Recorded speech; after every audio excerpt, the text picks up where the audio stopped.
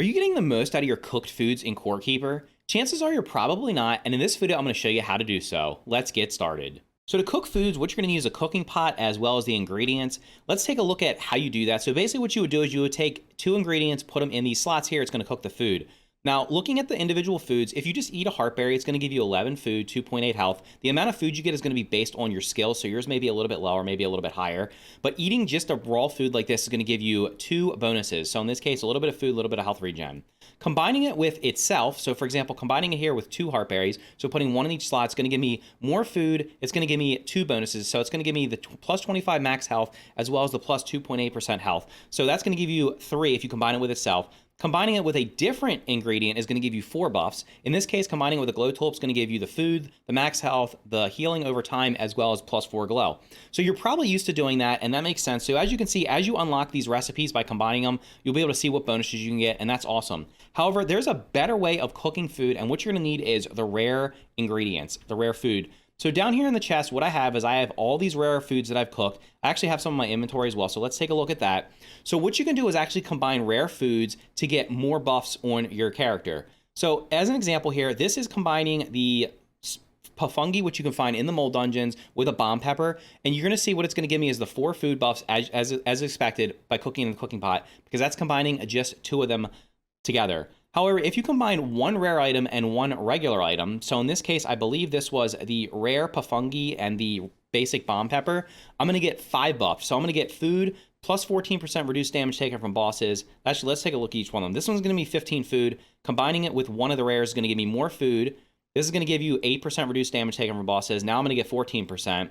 This is going to give me 5.5% health regen. This is going to be 4.9. I'm not sure why that's lower, but that's okay. This is going to give you 21% movement speed. This one's going to give you 26% movement speed, plus also plus 18% damage against bosses. So what you're going to notice is combining 1 rare and 1 basic food ingredient is going to give you an extra buff. As you can see here, this is combining the golden bomb pepper with the rare bomb pepper, the golden bomb pepper with a regular pafungi. It's going to give me different buffs, but it's also going to be 5. Combining the golden bomb pepper and the golden pafungi is going to give me 6. So what you're going to get is eating a basic food is going to give you 2. Combining a basic food together with itself is going to give you 3. Combining 2 different basic foods is going to give you 4 buffs. Combining 1 golden and 1 regular food is going to give you 5. And if you combine 2 golden foods, it's going to give you 2 golden food ingredients, it's going to give you 6 buffs. So in this case, I'm going to get 20 food, 14% reduced damage against bosses, 4.9% health, 18% damage against bosses, 33.6% movement speed, and 4% melee attack speed. So that's the best way to get the most stats and the most buffs for your character. Now the question is, how do you actually get the golden foods? You can rarely find them in the wild. I have never personally found one. I was playing with my son the other day. He did find one, but I've never actually found one in the wild. So you can find them in the wild, although I think it's extremely unlikely because I've explored this map for about 100 hours. I've never seen one. The other way to get them, there's going to be 2 skills you can use to actually get them. One is going to be the bottom level cooking skill here on the left, which is called Master Chef. Unlocking that is going to give you a 5% chance for additional food gained from cooking to be rare.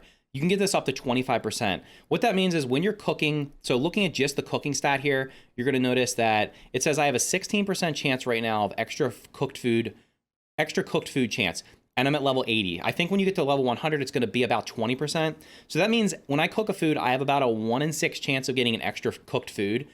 Combining that with this Master Chef means 5% of that time, I'm going to get a rare food, which is what you're seeing down in my inventory here. Now, to be completely honest, I haven't actually done this yet, so I'm not sure if it's going to give me the super rare or the regular, or the regular rare. Hopefully it's going to give me the super rare one where you're combining them. That would make the most sense, but I'll have to test that out later to find out. Up to 25% here if you get it to level 5. So your best bet here is getting this to level 5 will give you a 25% chance. Combining that with level 100 here is going to give you a 20% chance. That means you're going to have about a 5% chance of getting, every time you cook a food, of getting a rare food. The better way of doing it and the way to guarantee it and controlling it is going to be to go down the left side of the gardening path here and getting Expert Gardener. So as you can see, I have mine at level 3. I have a 9% chance that plants planted will become golden. This goes up to 15% once you get it maxed out. So you'll need to get to, I believe, level 80 is going to let you unlock this, and it's going to be 3%. Level 85 will be 6%. And then, of course, level 90, we're at 9%. It goes 12, 15 after that. So let's take a look at what the golden plants look like. And you'll see that I have a bunch of them down here in my garden. So we have a golden carrot here. We have a golden heartberry here. We have gold glow tulips here. The pafungi are usually a little bit tougher to see. We'll see if we have any golden pafungi right now. This is the golden pafungi. You can see the bottom of it's yellow down here. And I think is that all the crops? Let's go find out. I have more down here. So I've planted more crops. The more crops you plant, the more likely you're going to be to get them. So this is going to be your best bet, is maxing out that skill. However, combining both of them together is going to be obviously give you the best opportunity of getting it. But controlling which crops you grow and combining those together is going to give you the best results instead of it just being randomized whether or not you get it. So anyway, that's how to get the rare foods in Core Keeper. I'd recommend using these as soon as possible because you're going to get more buffs. It's going to make, especially fighting the bosses, a lot easier because you're going to have all those buffs. It's going to make exploring and getting around much easier. It's going to fill you up more. So anyway, if you found this video helpful, make sure to click the like button down below. And here's another video you might find useful. Thank you for watching, and I'll see you in the next video.